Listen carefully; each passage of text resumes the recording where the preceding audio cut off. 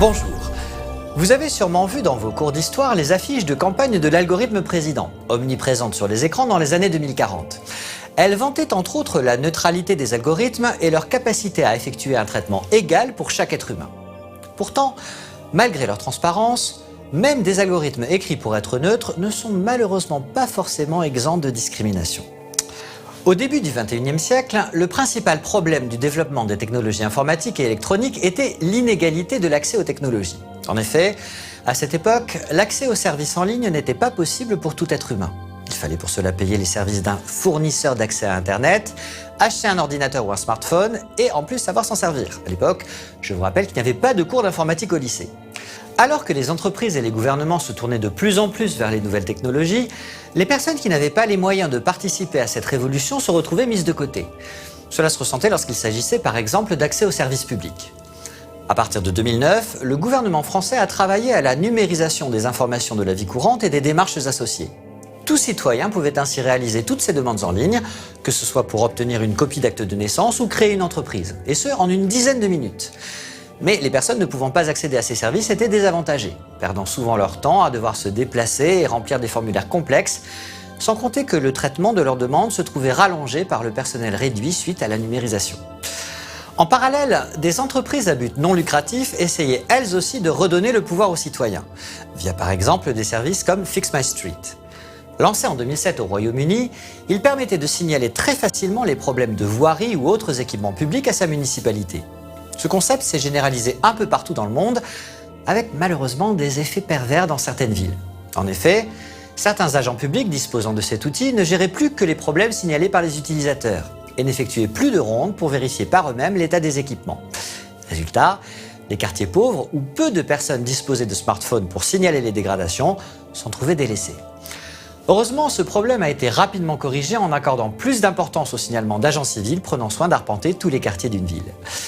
Bref, toutes ces inégalités n'étaient qu'un effet de bord de la transition vers le numérique.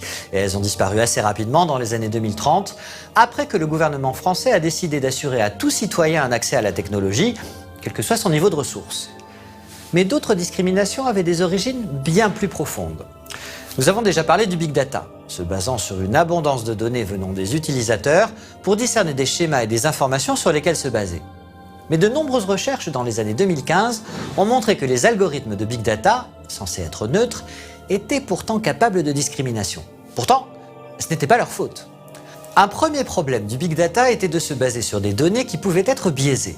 Nous avons déjà parlé du logiciel Predpol, aidant les unités de police à organiser leurs patrouilles plus efficacement. Ce logiciel se basait sur une base de données des crimes enregistrés sur les dernières années.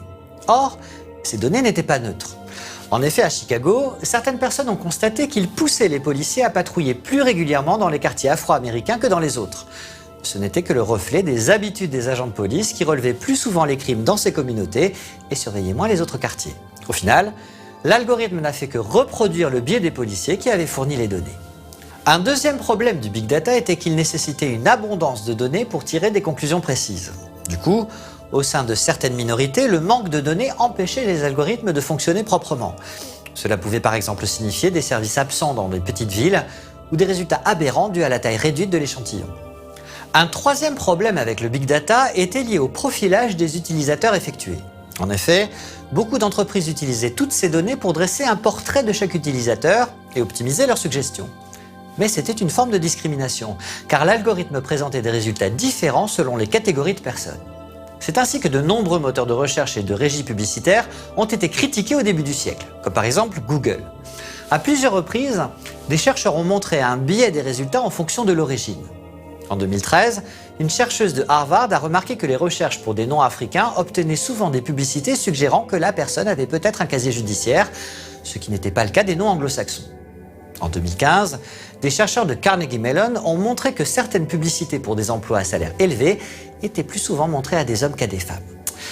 Tous ces problèmes posaient de nombreuses questions éthiques et ont amené plusieurs chercheurs et développeurs à se demander comment supprimer cet aspect discriminatoire des algorithmes, ou du moins comment l'atténuer. Ce n'était pas chose facile, car cela pouvait dépendre de biais involontaires. Malheureusement, la plupart des solutions impliquaient l'inclusion de discriminations positives au sein des algorithmes, ce qui en soi était contraire au principe de neutralité. Au final, Le problème ne se pose plus vraiment maintenant grâce aux chartes algorithmiques. Aujourd'hui, les algorithmes sont certifiés impartiaux grâce aux dernières recherches en matière de preuves de programme.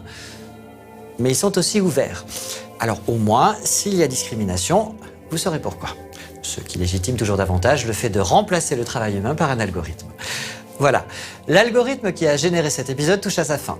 Pour la prochaine fois, il vous prépare des données à propos de la politique et du fact-checking. Fin de fichier.